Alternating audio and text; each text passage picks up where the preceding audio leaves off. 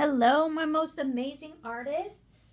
Today I'm going to be showing you guys how to not only draw a diamond, but shade it in, the whole shebang, how to make a diamond look real, okay? The first thing you're going to do, you are going to make guidelines that you are going to be erasing later. This is going to show you where the middle of the diamond is so that your diamond is correctly proportioned.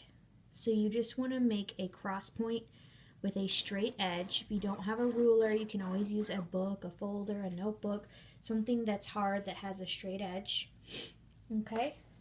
And you are going to start by making a medium line on that horizontal line you just did. Right in the middle. Okay, go ahead and put a dot on the bottom of that horizontal or the vertical line, because all of your points are going to meet at that dot. You're going to make a triangle that goes to that dot. Okay? Then you're going to make a slightly diagonal line coming off of the triangle. When I say slightly, that means that it's a little bit angled up from the horizontal line that you have. The wider this line is, the wider your diamond's going to be. The shorter it is, the shorter your diamond's going to be. But you want both of those diagonal lines to have a similar angle. Okay? And then those two lines are going to meet right here at this point that you made at the beginning. Okay? It's really important to use a straight edge for these parts, because if your diamond looks a little jaggedy on these parts, it's going to be a little off. It's not going to look as realistic. All right, so now we're going to take this line, we're going to go up a little bit and make it shorter. Okay, then we're going to take this line, take it up and make it shorter. Same on this side.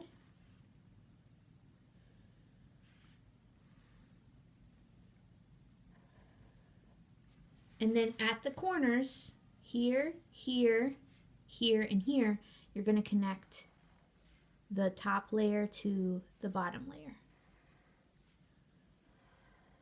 Okay, almost done. Then we're going to take this line and go up one more time. Try that again. There we go.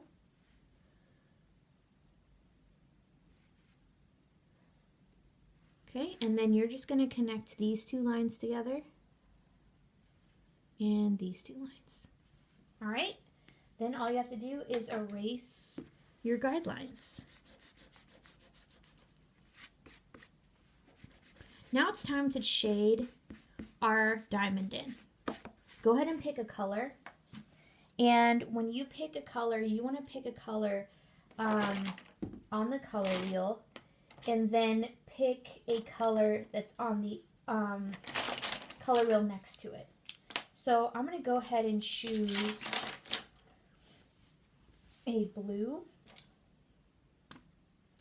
So I'm going to pick all my blues out that I have, all the different kinds of blues. And then on the color wheel, blue is next to purple and green. So I can either choose to add some purple in there or add some green in there. But you want to make sure that the colors you pick are next to each other on the color wheel. If I have purple and yellow, my crystal's not going to look as realistic because the colors are too far apart on the color wheel. It just won't look like it's shading, it'll look off. Alright, and then I'm going to throw some purple in there.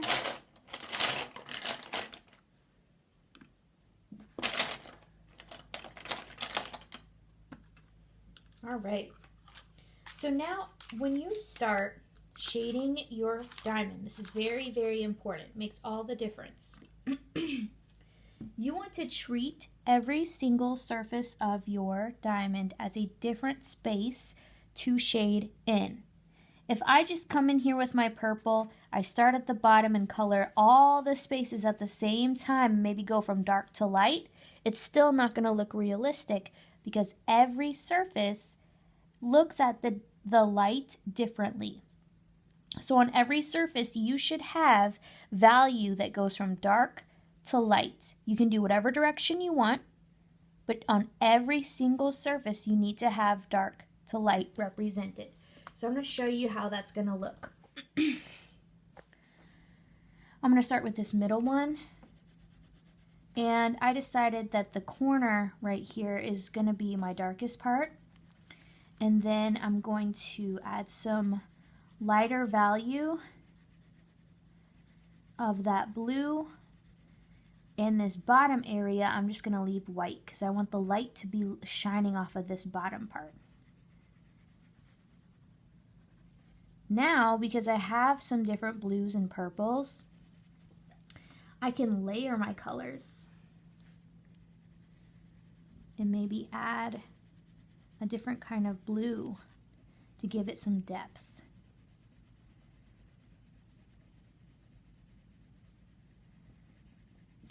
You just want to make sure your colors are blending together. If I just do a really dark part of this color that I'm adding, but I don't blend it into the color that I just put on there, it's going to look funny. All right, I'm going to do another one, and this time I'm going to go dark on the bottom and make it medium and then light at the top. And I'm going to add some purple.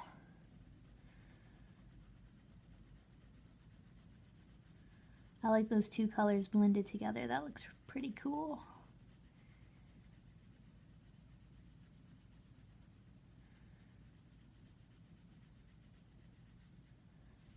Okay.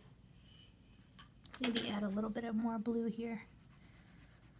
You just want to play around with it. When you're blending colors together, you just want to make sure that it looks like they're fading into each other. So sometimes you have to go back and add some more of another color. Right? This time I'm going to go dark to light, starting at the bottom of this surface and going straight to the top.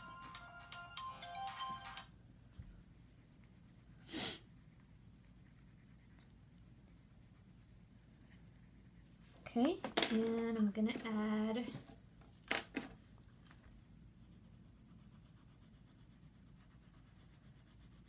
a pretty dark area where I don't have a lot of light on this surface. I'm going to add the light purple to this one.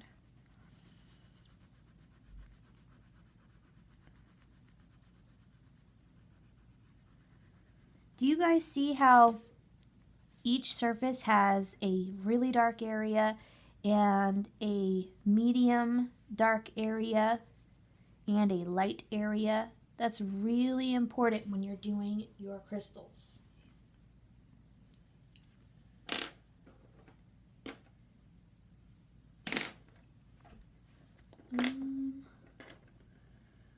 Let's see.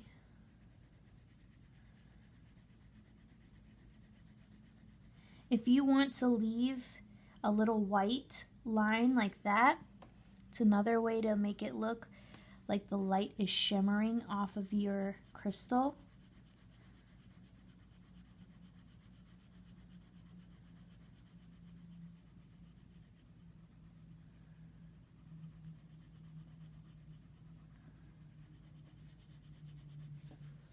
Okay.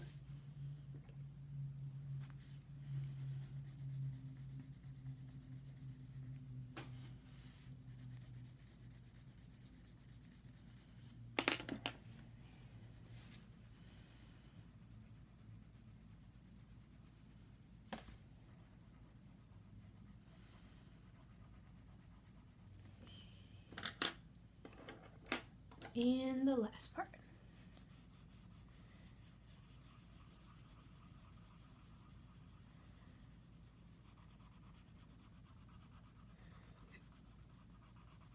right. And as you guys can see, this crystal looks more realistic because the surfaces are all individually shaded with their own tints and shades. So make sure you're paying attention to that so that you can really hone in on making your crystals look realistic. All right, guys, I hope this helped, and I can't wait to see what you guys come up with.